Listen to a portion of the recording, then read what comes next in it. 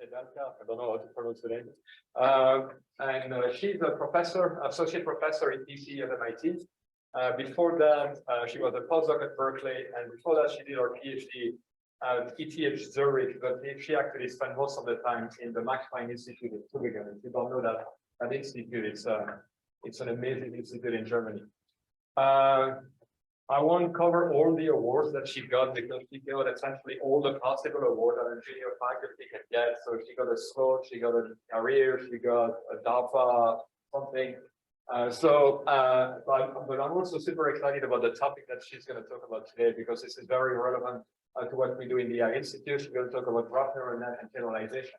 There is one more thing that I need to tell you. She's also part of an AI Institute in optimization. She's part of the TILOS Institute, which is led by UCSD, but she's on the MIT node, obviously. So Stephanie, without further ado, we are super happy to have you here today. Thank you. Thank you very much for the opportunity to speak here today and have had really interesting meetings. I'm looking forward to the rest of the day. So this is great. So yes, I will talk about machine learning and like mostly graph neural networks because we've been working with them for a long time. So like this is what I feel confident speaking about. A lot of it will be mostly machine learning, but I will try to relate it to learning for optimization. And I'm happy to discuss like relations to closer to like specific contexts, how this may generalize to specific contexts or specify. So there's a lot of terms in my title. I'm gonna talk about mostly generalization under distribution shifts. And at the end, I'll talk a little bit about loss functions. So let's see that this advancer used to work.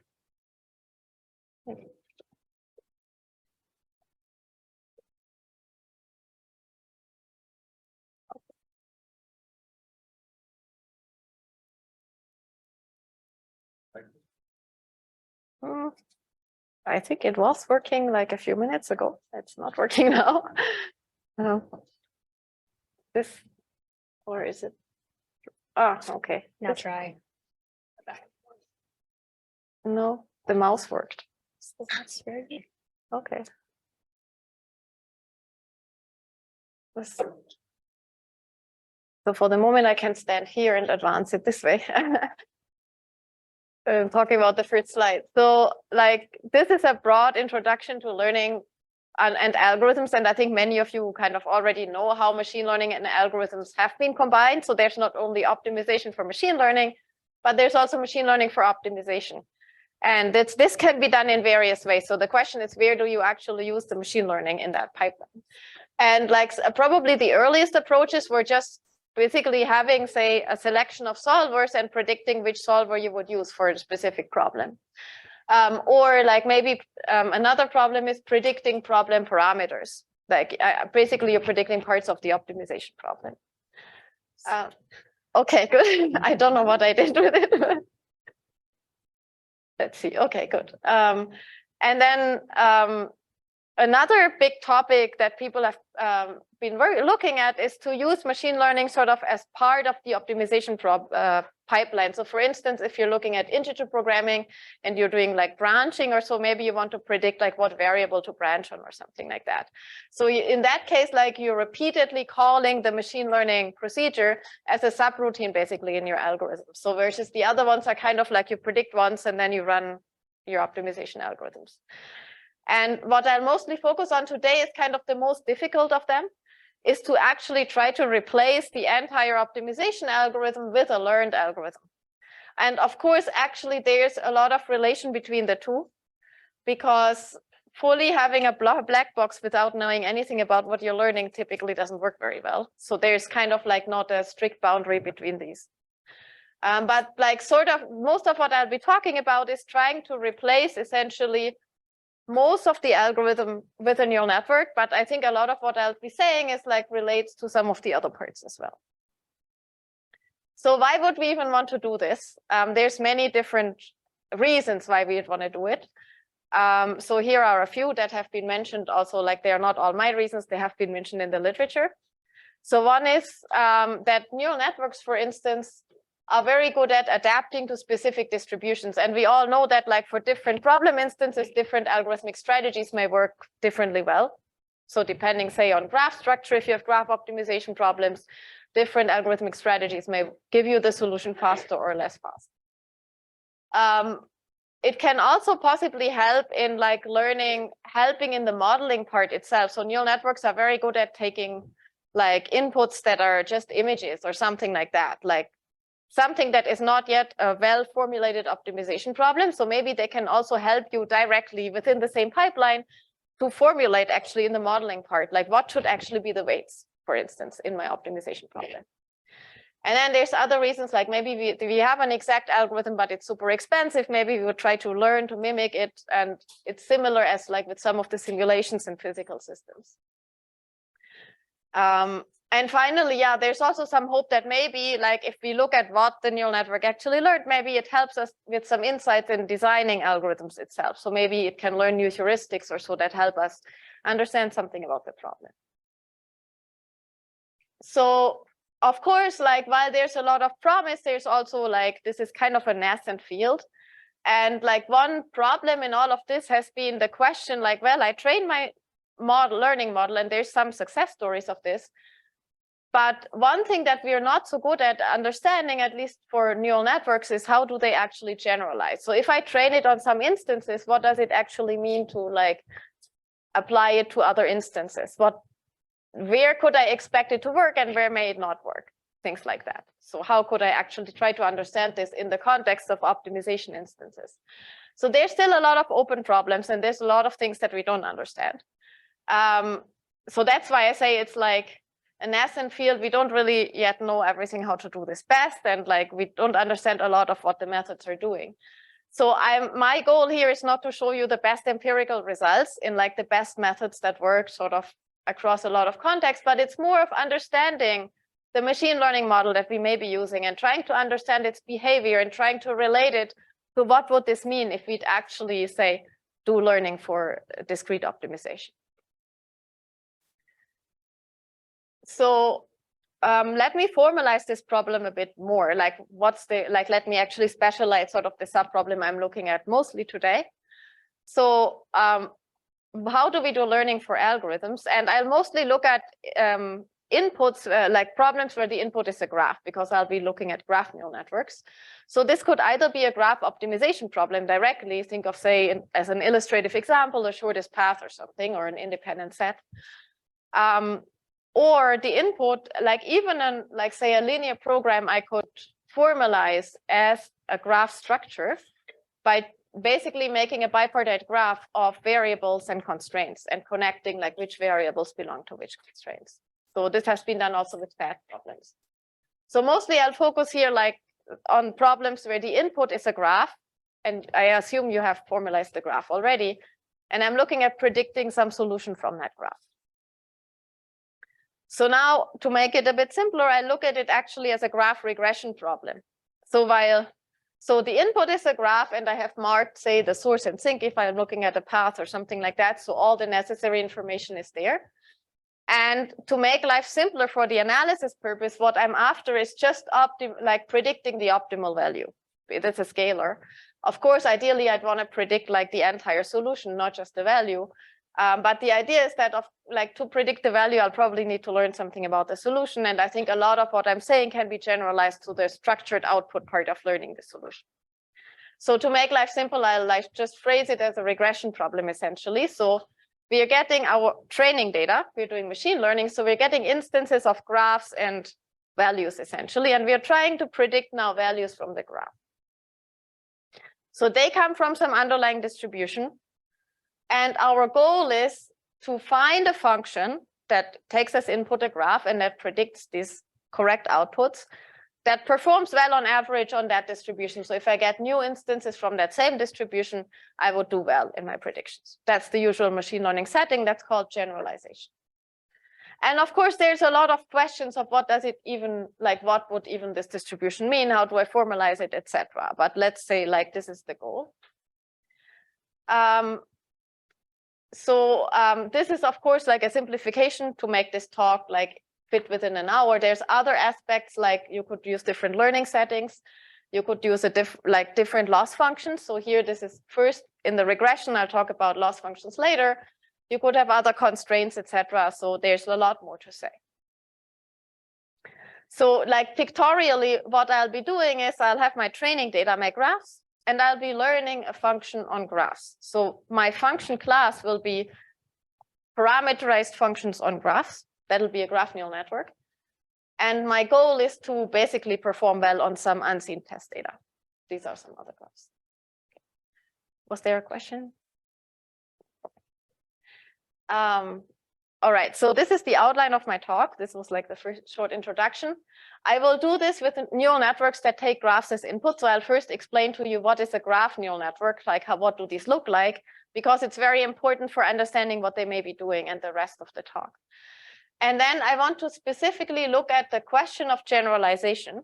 And since it's actually really hard, like even to understand what does it mean to generalize for a distribution, if my distribution is a set of optimization instances, like what does it, how do I specify it? You can probably do it, but it's not easy. So I look at like the question, what if I have like a bit of a shift in my data? Like, so I have some training instances and I look at testing data that doesn't look exactly like my training instances. What will my model do? Like how far can I go essentially? And I look at it in two aspects. First, we'll look at like small shifts, like small perturbations in the data and see like how could we like look at this? And the way I'll do it is I look at actually defining an appropriate metric in the input space to understand the structure of the data. And then I'll go at like larger shifts. And if you look at larger shifts, the distance, like you're basically far away from what you've seen. So what you have to understand is what does your model actually learn? What would it do if it on data that it has never seen before? And so it depends on like basically what the model actually learns. And then I'll like in the rest of the time, I'll go a little bit into like a broader topic and looking at like what could loss functions look like when we have these discrete problems. So that goes beyond graph nets. All right, so we'll basically look at the like here's my training data and then look at like what do we do on this. So, but before we go there, let me actually introduce to you what kind of machine learning model we'll be using here.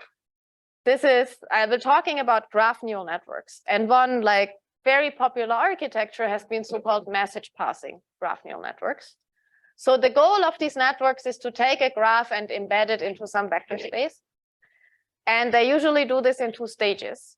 First, you encode the neighborhood of each node, so you get a representation for each node, or a node embedding.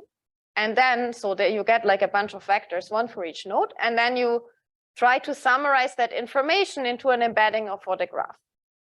So this is called the readout. And the only thing you have to be careful about is that there's no natural order in this set of vectors, because there's no natural order in your nodes. If I give you the same graph, but I just like permute the adjacency matrix or so, you want the same output. So there's like, whatever you do shouldn't depend on the order. So you could do in the simplest case an averaging. You can do some nonlinearities, like, but something like that.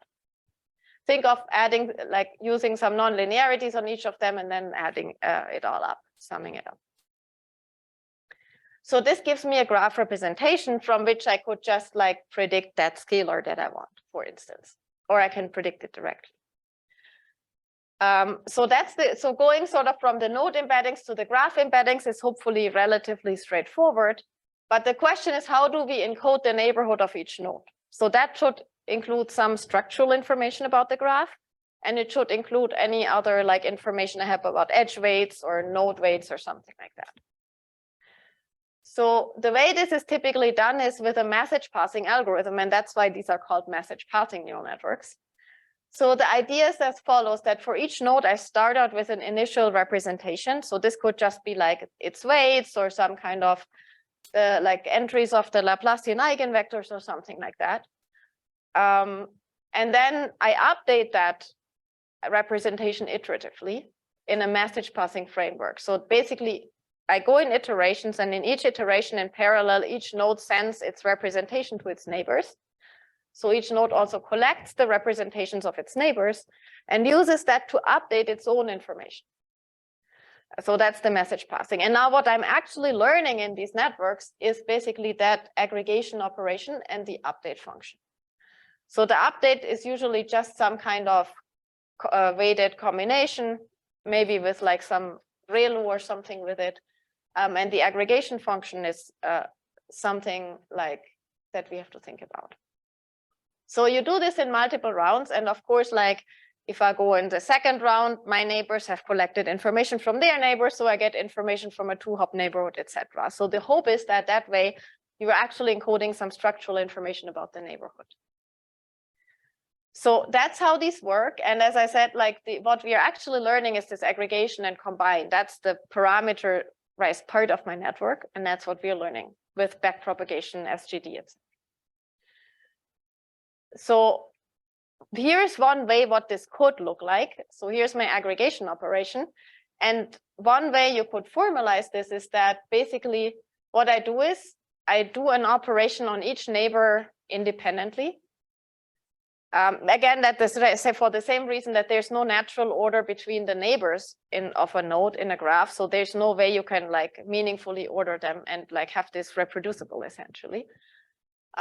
So we apply the same operation to each neighbor, and this could include the center node also and some edge weight, etc. So this is actually a small neural network. MLP means a small fully connected neural network that sits in here. This is what we're actually learning. And then you're just summing it up and you're doing it over and over again. And you can show that actually this kind of parameterization basically is universal. Like anything you can do with these message passing networks, you can encode with this thing. So we're going to work with this for the moment. So that's our message passing. Now, there's actually a different way of viewing this, which looks a bit more like a neural network. So far, I described to you an algorithm, a message passing algorithm, which I run for a fixed number of iterations. And it's parameterized by neural networks, which are basically these aggregation operators inside. And if you know convolutional networks, they're basically the convolution, like the filters in that convnet. So another way to view this is to actually see, well, if I compute the representation of one of these nodes, what actually goes into it? So this is like my center node here. And so this collects information from its neighbors via the aggregation operation. In the previous iteration, I aggregated, like those guys aggregated information from their neighbors. So I can build this tree, which just unrolls basically a message passing. So these trees are essentially what the neural network sees. This is the maximum information that my neural network has about my graph. That's why I'm showing it here, because it's going to be very important for that. So basically what the neural network sees is for each node, tree rooted at this node, and that tree basically encodes the like I'm computing the node's representation from that tree, from everything that's in that tree. So that's one way to see it. The other way to see it is that actually this looks like there's a lot of like hard-coded structure in there, what is connected to what, and what I'm learning is actually small functions here. How do I aggregate? It's like the same thing. I have this hard-coded message passing algorithm that's fixed. And what I'm learning is actually the operations that I do in each iteration. So I actually could view this also as a structured arrangement of some learnable parts.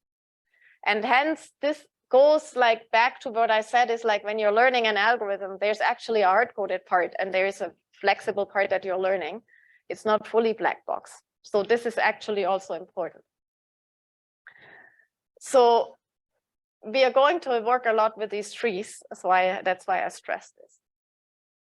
Okay, so hopefully now we have a big rough picture of what a graph neural network is.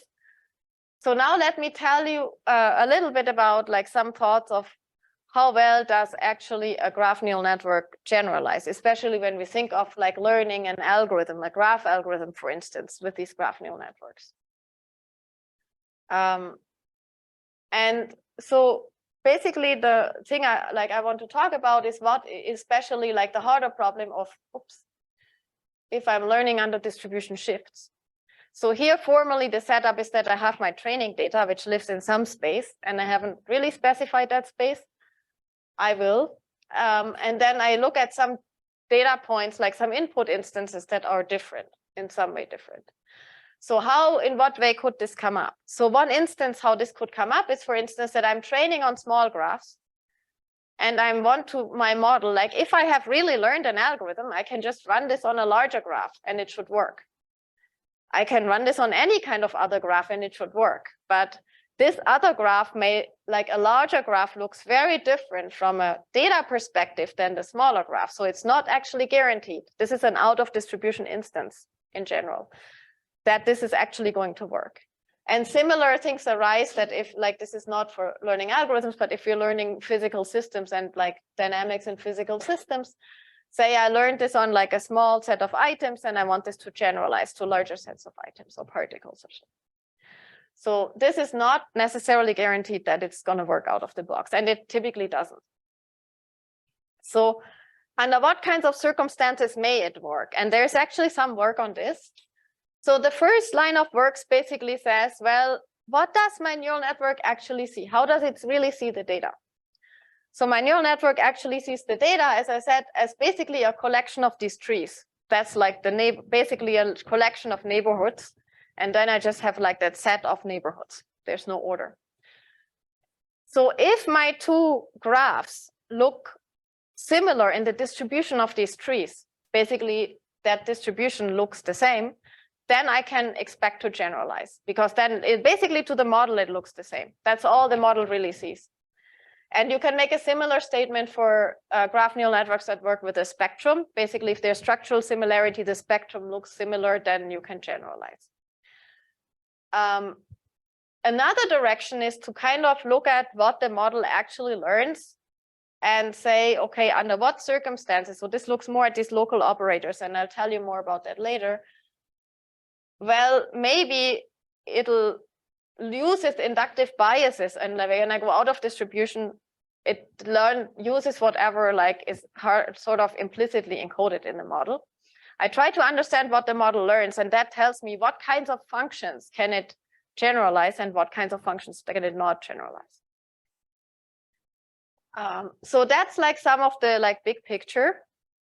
But what if this doesn't hold? And in fact, there's some really like bad negative results that say that if I have like a distribution of graphs and I have like a different distribution Q of graphs, in that other Q distribution, if every graph has like some tree that looks different, I can be arbitrarily bad.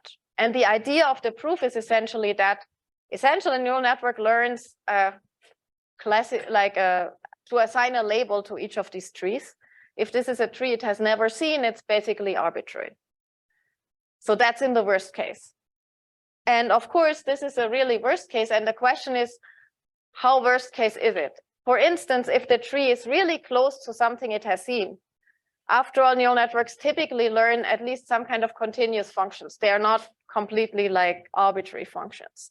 I would expect that somehow the performance degrades smoothly and not like, poof, it's like completely bad. So one question to understand is, well, there's this bad result. And if we just look at like small shifts in the data, can we have something that's a bit more positive? Like, can we somehow quantify how much the performance would degrade instead of just saying, okay, it can be arbitrarily bad. So this is the first question I want to talk about. Can we maybe like make this a bit more gradual? And of course, in the worst case, it can be bad, but often you're like your data is not worst case. So basically the question is then, well, it basically leads to some kind of measuring, well, some kind of Lipschitz continuity or something of your graph neural network. So I have a small perturbation of the data. The new data is not too far away from the old data. Well, how bad, like how different will be my prediction? But for that, I need to actually be able to measure, well, what does it mean for two data points to be similar? That's the crucial questions. Here we are not in a Euclidean space, we're in a space of graphs. So how do I measure like a distance of graphs that also kind of reflects what would be looking similar to the neural network? That's the question. So that's essentially what we were looking at. So what we basically want is that something that looks similar to the neural network should also be similar in our metric, including there's some graphs that graph neural networks provably cannot distinguish. Those you could just unify essentially in your metric too. It doesn't, they are the same. The output is not going to change. So we want something that really reflects kind of the computational structure of the neural network. And so hence going back to what I said is that, well, how does the graph neural network see my graph? It sees it as a collection of trees. So I have two graphs. I have basically two collections of trees. Now, the way we'll be doing this is, well, how about we just measure a distance between the sets of trees? How can I measure distance between sets? One way to do this is by using optimal transport distances. It's like a distribution over this, a distance between distributions. So what is optimal transport? Optimal transport solves actually some kind of matching problem. So it says you have two distributions, and I'm trying to find correspondences between the points of the distributions. Basically, I have points where I have mass, and I'm trying to transport that mass to the new, to mimic the new distribution by moving as little mass as possible, in the sense that I'm getting a penalty for the amount of mass I'm moving, and for the distance I have to move that mass. So I'm trying to find basically these best correspondences. So that you can solve. It's just a linear program. The problem is that what would be the, so now each like point in my distribution is a tree. How do I measure distance between trees? That's essentially the crux. Once I know this, then like it's done. So I'll show you how one way to do it, which we call the tree movers distance. So how can we measure distances between trees? So here is a way to do this. We essentially do this recursively. So we compare, let's say we had two trees. We have these two trees. We compare the roots of the trees. And then we cut off the roots. So the roots of the trees have like some kind of Euclidean, like vectors on it. So I can just use a Euclidean distance, for instance. And then I cut off the roots and I'm left with a subtree. So now I have like two collections of subtrees. Again, I'm left with a collection of trees. So I can just do the same procedure recursively. So what this essentially is going to do is it's going to match up the subtrees that match and do this like over and over. And once I'm like at the end, I just compare like the labels. So this actually works. And it can be computed by dynamic programming. Yes? The choice of the root. So basically, when I have a graph, I get one of these message passing trees for each node. So each node once is the root. And then like you get the neighbors as the like first level of the tree and so on. So it depends on the neighborhood structure of the graph. But you'll basically have one tree for each node in the graph. Okay, so one can show that this is actually a pseudo metric. It's not fully a metric because it's going to basically be blind to graphs, pairs of graphs that the graph neural network also cannot distinguish. It's a very similar computational structure. As you probably see, it has like the same trees. So there's like some graphs it cannot distinguish, and these are exactly the graphs that my graph neural network is not going to be able to distinguish. But now we have a metric between sets of trees, so basically between graphs, how the neural network sees it. So we could use it to get a Lipschitz constant. So here's a way, like one bound to get a Lipschitz constant. In this K is the Lipschitz constant of my nonlinearity in there. So this is basically a product over the layers. This is similar to what you get for a fully connected network when you do it with Euclidean space. And the second bound you can get is you can do something that's actually like related to domain transfer. So if you have a source distribution and a target distribution and you train your model on the source distribution, there's actually a way you can get a bound on the performance of the target distribution, which depends on a distance between these two distributions. So now we can use our tree movers distance to basically measure the distance between these distributions. So that goes in here, like this is the distance.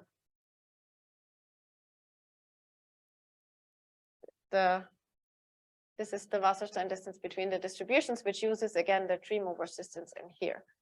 And then it has like the source risk in there, be like if you don't perform well on the source, you don't perform well on the target.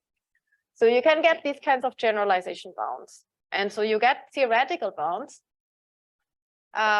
So that's, you get the theory out. But I also want to show you that like these bounds, obviously all of these bounds have like some looseness to them. So what does it actually look like empirically? So here are some empirical results. And what we did was we take two graphs and we look at their distance in our new metric. And then we look at how much does the output of the graph neural network differ on these graphs. So that measures like how good is our Lipschitz constant essentially. And this is a comparison to some other metric on graphs, which looks at first look very similar. It's called the Wasserstein-Weisfeiler-Lehmann. So it uses a graph neural network and just compares the outputs of the graph neural network essentially. And you see that actually using the actual tree computation in the top row gives a much better correlation between the distance and the actual like change in output than if you use this other metric. So this is for the Lipschitz constant itself. And we also did an experiment for domain generalization. So if you have a domain shift, so this like source and target distribution thing, how much does your performance degrade in the graph neural network when you do like prediction on that new distribution? And you can get a correlation between the distance of the distribution and like the performance decay. So that was better than with the other metric too. So it's like a 0.71 correlation coefficient. So this shows that if you actually take into account the computational structure, you may be actually much better at estimating how much the output is going to change or the performance is going to degrade, if you really understand sort of how your model views the data. So I have to admit this data is not optimization data. This is molecules. This is predictions on molecules. But I would assume that like similar things would hold for like if you do learning with optimization, with like the same graph neural networks, the same kinds of ideas. Okay, so here what we did was we really looked at these small perturbations and we looked at trying to understand what does my model actually do? How does it see the data and try to transfer this into like finding an appropriate like metric in the data space.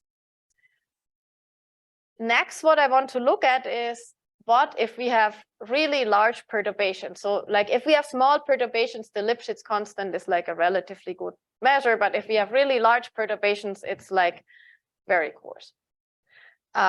So then likely this is not going to be enough because then now the graphs look very different. So now I'm going to take a different approach and add to that. So this is the case where like say I'm training on small graphs and I'm testing on like large graphs. Now these large graphs maybe have much larger degrees. They have a different structure.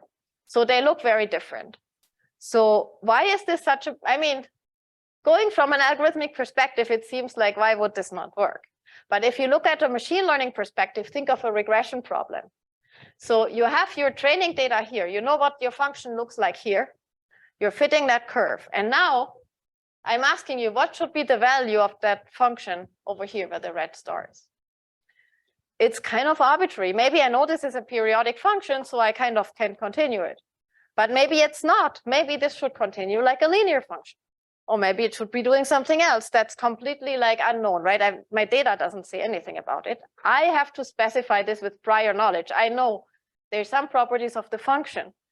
And now it's basically up to, did I fit a polynomial regression? Did I fit like some periodic function? Whatever I fit like will determine what my outcome will be. So likewise here, whatever I fit, I have to understand how this would behave when I go away from my training data. And so this is what we are trying to do now. And here, like the Lipschitz constant is not going to help you that much anymore. So this goes back basically to the slide I showed you about like what if this assumption is no longer true, that like your distribution of trees is even similar to what you see in your training distribution. So now what we have to understand is what does our neural network actually learn? And this is typically very challenging in neural network land because now what the neural network actually implements depends on what's the model, what are your nonlinearities, what is your training algorithms, and all these, what is your data, all these kinds of things together. So it's really hairy. So this is pretty challenging. So I'm going to try to make an attempt at it, and I'll show you that it has actually some meaning in practice too. And so the way I'm going to do this is I'm going to try to decompose that graph neural network because the full thing is like very unwieldy, and I'm trying to understand the components, what the components do, and then I'm going to piece it back together and try to understand the global thing from there. So now I'm actually going to look specifically at learning graph algorithms. So as an like running example, I'm going to use shortest path. That's maybe not the problem where you'd actually want to learn it because we have a good algorithm, but it's an algorithm that hopefully everyone knows. So now basically, I want to understand the components of the network, but to understand like what the components may be doing, I have to like make a bit more of a hypothesis what the neural network may actually be learning, what may be their role. And to do this, I'm actually going to go back to that perspective that actually my neural network looks like some kind of fixed template, and I have these learnable parts, my aggregation functions in there, if you remember that picture. It's the same tree all over. So now if I think of an algorithm, I can think of an algorithm as some kind of structured arrangement of subroutines. I have maybe a for loop, and then in that for loop, I'm doing something. And likewise, my neural network is some kind of structured fixed arrangement of some parts that I'm learning. So now if I actually put these in parallel, and now you see that shortest path is a good choice because it fits the computational structure of the graph neural network very well. So if I put actually a Bellman-Ford algorithm for shortest path and a graph neural network next to each other, you see that actually by computational structure, they look very similar. There's like something like for each iteration, I'm doing something on each node. I'm updating like some information that I have on each node. In the shortest path, it's basically the best, like the best distance that you found so far. And you're updating that by looking at your neighbors and seeing if there's like a better path through your neighbors. So that like first two lines are the same. And the last line in my graph neural network is the aggregation function. And if now my aggregation function would essentially implement that looking at your neighbors and find a better path through any of the neighbor steps, then you have learned the algorithm, at least for the fixed number of steps that you're running your GNN. So actually that also implies that if the computational structure matches, it should be much easier to learn this, which is what people have also observed. That if you like try to learn something and you know like some part of the structure of what you're learning, you can actually put it into your model. So we call this algorithmic alignment. It makes things easier to learn. Actually, in practice, many works have observed this. What I will be using it for today is to say that, okay, what if we were assuming that our aggregation function is actually learning that relaxation step? So it's just looking at the neighbors. Now I can implement that left-hand side of the dark purple with my right-hand side with the aggregation function. You can do it. It's just a min over the neighbors, essentially. It's if my basically representations encode somehow that distance to the target, but not that hard. It's a relatively simple function to learn. So that's something I can definitely approximate with my MLP. So now let's actually look at what this MLP does. So now I'm looking at the role of this like this aggregation function, which has my small neural network in there. And let's look at this aggregation function itself. What will it do? And what I will, so I'm looking at this. What I will test now is what does this thing, how does this function behave if my data goes out of distribution? So if the input to that part of my network goes out of distribution, it looks different from what it usually does. So for instance, if my degrees are much larger than in my training set, that's what would be happening, for instance. And now here's some simple experiments in relatively low dimensions, where we just let the network like learn some very simple functions. Linear function, L1 norm is like piecewise linear or something, or quadratic function. And we looked at like now if you like go away from your training data, how does the model perform? And you see in many cases, it actually doesn't perform well. And in some cases, it sometimes does. That's the linear function or the piecewise linear function. So it sometimes does, but it often doesn't. And while it can, of course, model, this is low dimensional enough, and it can like pretty much perfectly approximate any of these functions on the data. So this obviously depends on your model, and this particular result depends on that we had a ReLU activation function, which is piecewise linear. So why is this happening? Let me just show you another picture. So here's what my neural network does with my example from the beginning. I have my nonlinear function, and in my data, like if I have enough data, it's going to approximate it very well.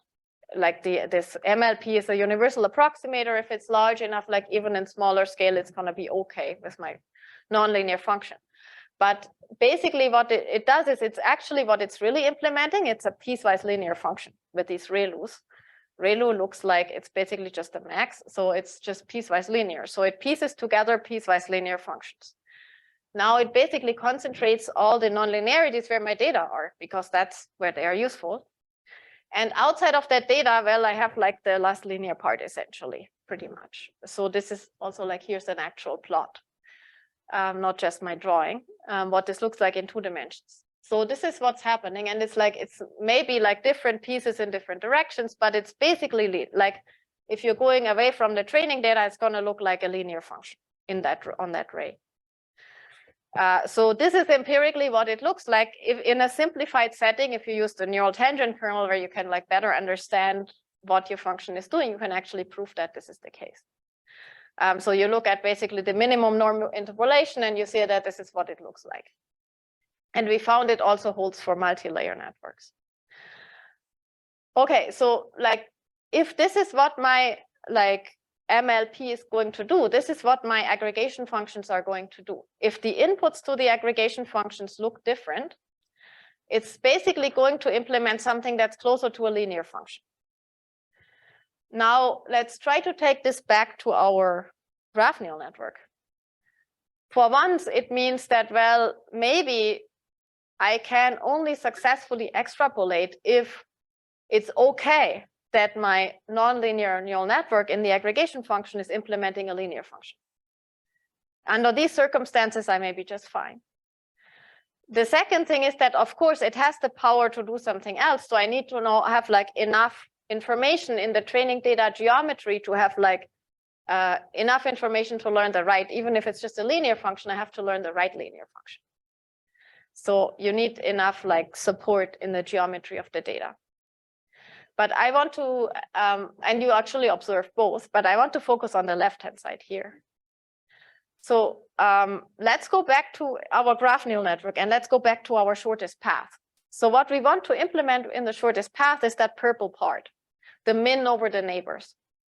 And the function class that we have is that sum over the MLP of like this each neighbor. So you can implement the min with that MLP by doing like some softmax or so, you can do it. Approximate it, like it's not going to be exact, but you'll approximate it well enough. But what you need is that this MLP is a nonlinear function.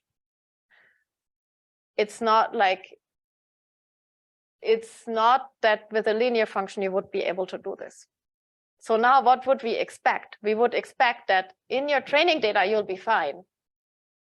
But if you go outside of the training data, if this MLP really becomes a linear function, it is not going to be able to compute that min over the neighbors anymore. It's going to do something else. And in fact, this is what you observe. So here are some experiments that show that if the training and test data are the same, this is the red bar, your error is pretty small. So this is basically the normal generalization where like it's within the training data, you're fine. But once your test data looks very different from the training data, like much larger graphs or much larger weights or something like that, you suddenly get like a much larger error. So it highly correlates like with that hypothesis that this is what's going on.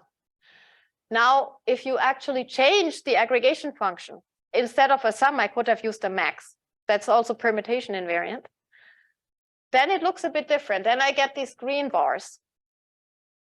And with a max, it actually works. And in fact, if you look at the empirical literature where they tried to learn shortest path and many other combinatorial problems, they used a max instead of a sum.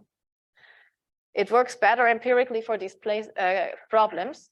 Now, if I look at the max, I can use a linear function and I'm good. I don't need a nonlinear function. So with a max, I could actually learn this problem with a linear function. So somehow knowing more about what you're actually looking for, like, or sometimes this arises like this max was not really like designed. It was like found empirically that this works better. It can sometimes help you a lot in like the extrapolation.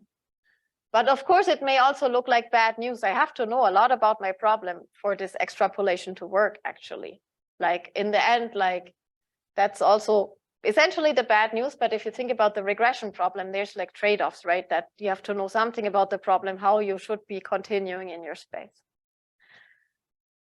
So how, like, basically this is like, you have to, means that you have to somehow, in that case, if you're using ReLU networks, make your problem more linear in some sense by the way you encode it.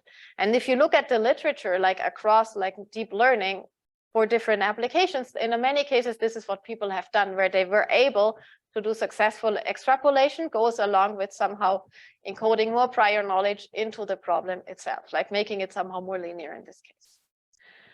I think there's another interesting connection, is that what if instead of doing this, we would maybe just learn a different representation of the data. You could also find in some cases a different encoding of your data such that that makes it basically possible to learn a more linear function. So in this specific case, you're predicting like the orbits of the planets. And this can be like very nonlinear if you just use the masses and the location, the XY coordinates of the planets, because it's like a nonlinear interaction that they have, how they attract each other. But if you encode it in the right way, it's like much easier to learn. So now maybe like pre-training and self-supervised learning could help us too in somehow getting a better geometry of the underlying data in learning like invariance. And so basically bringing some of the like out of distribution data, make it look like in distribution, or to learn basically a different representation that makes it easier, like with a linear function, or something like simpler that whatever your neural network implements to work. But that's like future work, I'd say. I'm happy like to think about more about that. So yeah, so this is what I wanted to say about like learning out under distribution shifts. So it's one is like understanding somehow what actually is the important differences in your data that are meaningful to your model. Maybe some are like completely model is blind to these differences. And the other thing is trying to understand what your model actually is doing. What is it looking at? What kinds of implicit biases does it have? Like what would it do if it hasn't seen any data in that space?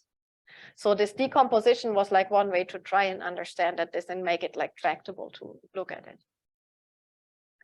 So in the last few minutes, I just wanted to like briefly talk about a bit of a different topic that also you have to consider when you're doing learning for optimization is, well, what is your loss function? So I was talking about discrete optimization problems, so maybe graph problems where we are selecting some nodes or so. So very often, like you could actually phrase this as optimizing a set function.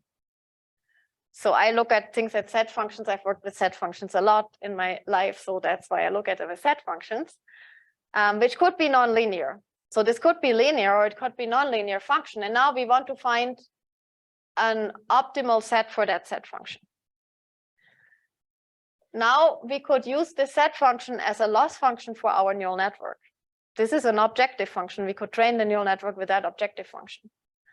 But that has a lot of problems because neural networks don't like discrete things. They like continuous vectors and high dimensional representations. They are not so good with like discrete and low dimensional things.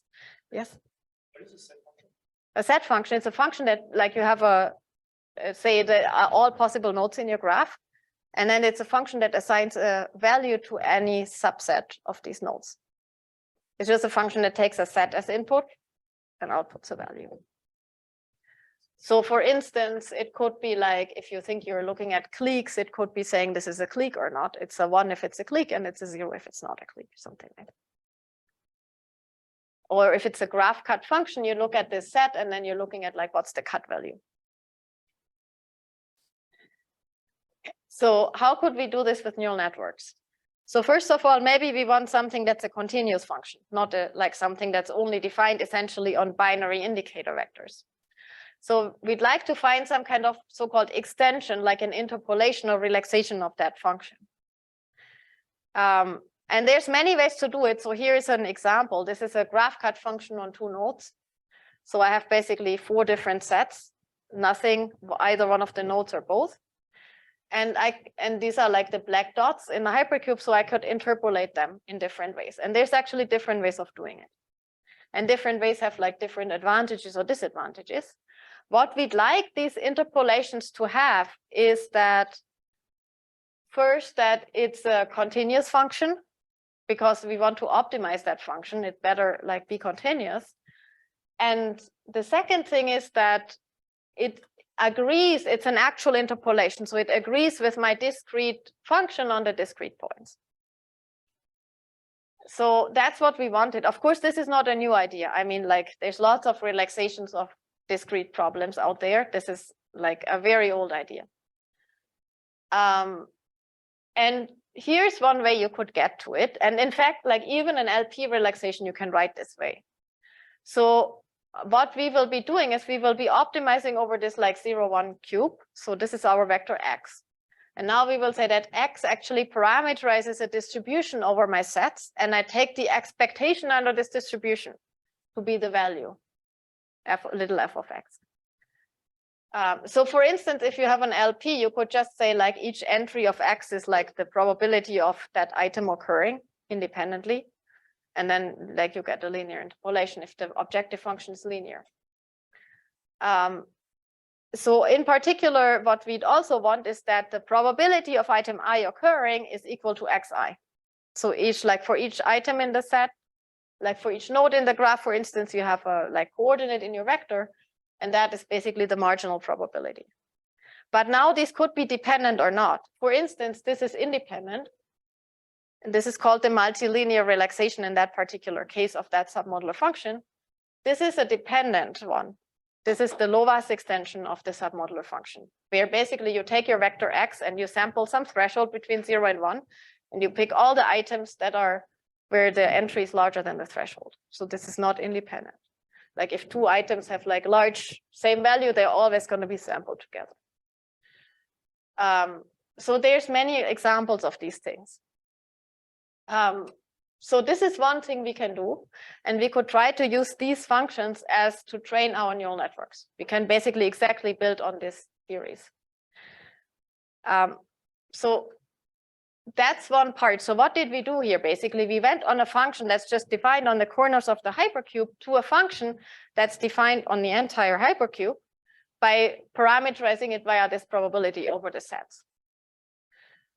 Now, this is already better for a neural network, but the space I'm optimizing over is basically if I have n like nodes, I gotta have I'm being Rn. Neural networks often like things to be a bit over parameterized. That often makes life easier. This is also not new thing. This is what we do in machine learning very often. We project into high dimensional spaces. In optimization, we do this too. So what you can actually also do, and what works even better, is to base this on an SDP. So to find essentially an equivalent SDP. So now we again have a distribution, but now basically while here like our function takes as input vectors, this function takes as input matrices. So we are finding like the matrix analog of essentially the Lovász extension of submodular functions, for instance. So how do you do this? Basically, this is the, I'll make it short because like the time is almost up. This is the optimization problem you would actually be solving, where the solution is that kind of extension, where like the y's are your probabilities. So this is like, if you solve this, you get some distribution like that, which is an interpolation. Now we are going to generalize this into an SDP version. And now I didn't write it down on the slide here, but basically the idea is that if I actually had a valid px of s for vectors x, I can find a valid extension that for the matrices. And what I do is x is now a matrix, but I take a decomposition of that matrix. For instance, an eigen decomposition. And then I apply this on each of the eigenvectors individually. So this gives me like a matrix extension. So basically it works like on all the eigenvectors and takes a weighted combination of the extensions based on the eigenvectors. So this works with matrices, and it like fits neural networks presumably a bit better because it's higher dimensional. But let me just show you whether that is actually the case. So this is like a simple set of experiments where we are trying to learn max click. So here we are actually predicting like the optimal set, not just the value. And like, so the blue one is a baseline, one of the baselines. And then we have the green one is the one with the vectors, and the yellow one is the one with the matrices. And what you see is that the one with the matrices is actually like at least competitive and in many cases better than the vector extension. So like the neural networks like the higher dimensional extension. And often it's better than the baselines.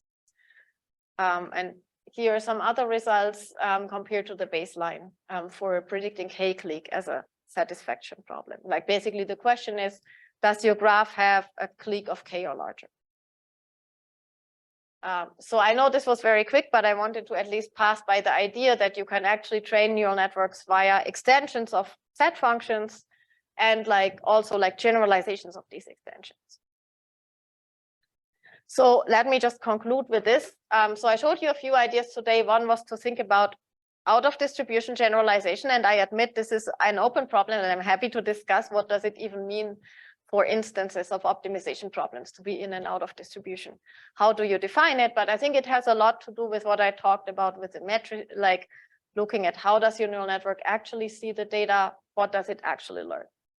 And finally, there's lots of other aspects like the loss functions where we can make improvements. If we somehow suit the computation of a neural network better, or maybe think about other ways we would be computing these things. Maybe STP relaxation is a useful thing to do. So maybe we are just trying to imitate that essentially. So, okay, I'll stop here. Thank you very much.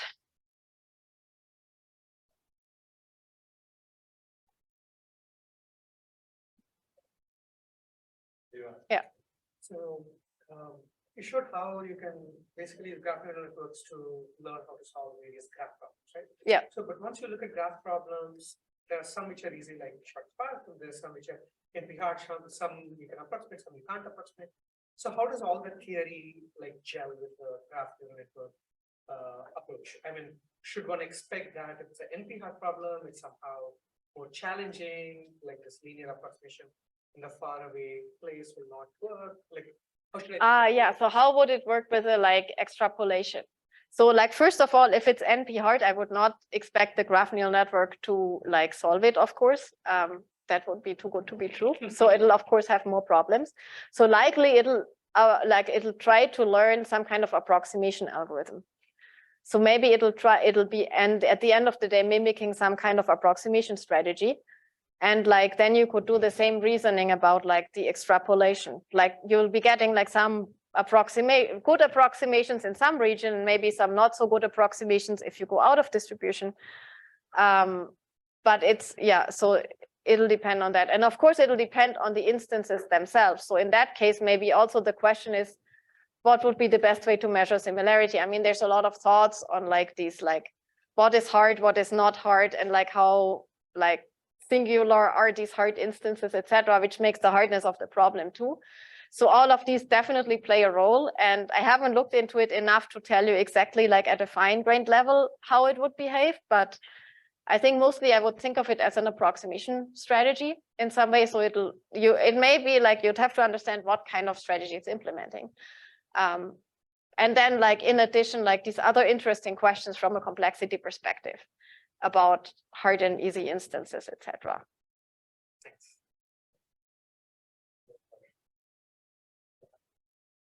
That was very interesting. Thank you. Can you comment on the computational complexity of the tree mover distance? I mean, given its recursive nature, is it cheap? I mean, it's a bit more expensive than, say, this Wasserstein-Weisfeld alignment because you have to do optimal transport recursively. But you can do it with dynamic programming, and often the degrees are not that high. So the actual sets are not like huge that you're looking at. I have the complexity somewhere in the paper. I don't remember the exact like numbers. But yeah, that's essentially the idea.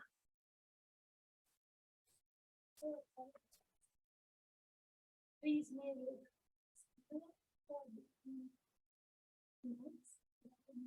one already encountered when suddenly we can speak to smaller trees.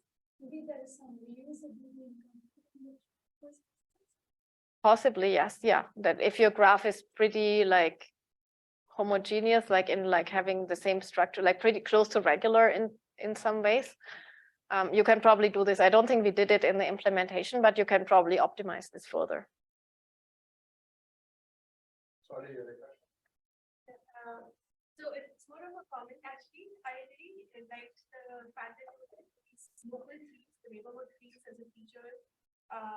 That's also something that appeared in a quantum algorithm that quantum approximate optimization algorithm, where basically the circuit looks at these local neighborhoods. And so analyzing these local neighborhoods, you can learn parameters of the circuit that generalize beyond that, and we can do approximation factors on that. So I was just wondering whether, some of this machinery might be useful in even speeding up like learning variation parameters and quantum. Possibly. Maybe if you can send me a link to the paper, yeah, I'd be very curious. The last part we talked about is relaxation of the loss function. So that does the network produce an exact solution, or you need to yeah, so it's going to generate the fractional solution of it's like when you optimize like the relaxation, it's not guaranteed you're going to get an integer solution. Same thing here. So you have to round it. But for these, like basically, since you have a distribution over sets, and often it's like over a small number of sets. So for instance, for this Lovaas extension, it's basically at most n sets.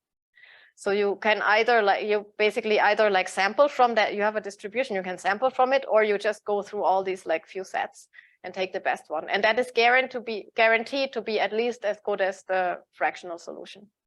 So you can show that the fractional solution essentially is a convex combination of the function values of these sets that you have support on. So basically you'll be at least as good. Yeah. So that's like, you can do the rounding. And like on the other hand, of course, it's not guaranteed that your neural network is going to find the optimal solution in general, like in addition, but the rounding can be done. Yeah. One part of your presentation mentioned that by changing the aggregation function of something, you can do better on outliers of all of distributed data. Have you also looked into the effect of changing your loss function on the noisy data of outlier data when you have the similar architecture that you have a different loss function? Oh, I see. If handling outlier, in boosting it classification, when you change loss function, can you better or worse? That's a very good point. Yeah, we haven't looked into that, the effect of the loss function yet. So like we just used always the same loss function on those first experiments. This other one on the other loss function is very recent, which happened after that other work. But it's a very good point. Like definitely the loss function has an influence on what you learn exactly. And so it will probably also have an effect on the out of distribution generalization. Yeah, wonderful. Wow, we have a lot of questions. Yes, You should give me some time. So realization of the loss function. So the example you show, I assume is max K from. So the constraint itself is combinatorial, but the form is simple. Yeah. So how can you augment this kind of evaluation of constraints to the loss function? If you want additional constraints. Yeah. Yeah. So if we have like some action, so how can you augment it? Right. So one thing you could do is you could just make it part of the loss function. Like you could basically do something like an indicator function, and you can try to still do your extension. So it's going to do like some some kind of penalty of above the constraints essentially. We did something like that for these problems. Yeah. But how exactly you implement the constraints, of course, also has an influence. And I feel like there may be even better ways of doing that.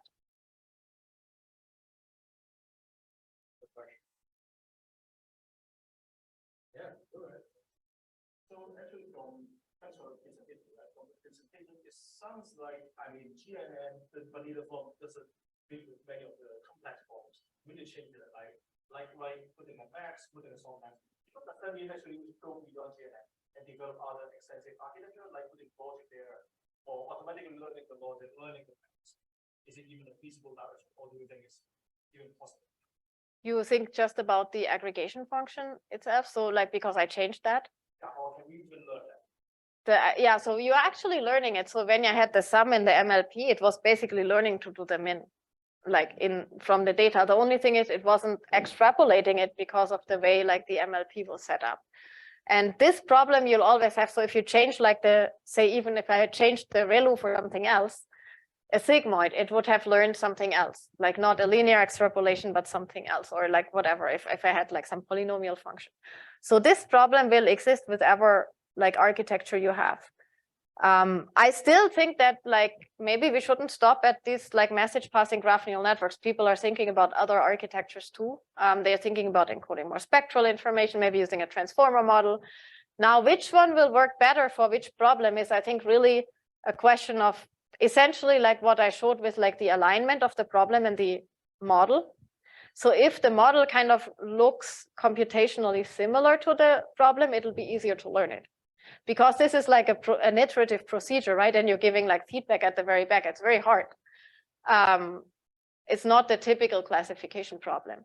And yes, there are other algorithms that don't fit that message passing framework so well. And maybe we should be using other architectures for that, right? Like it's probably not one size fits all, in the sense that there's a lot of knowledge we have about designing algorithms, about like how models work. It's like the same with these physical systems. There's a lot of knowledge we have about these things. So we should be putting some of that into the models, which makes it arguably not easier, but it may make it work better and more reliable, and make it easier to prove that it actually works, for instance.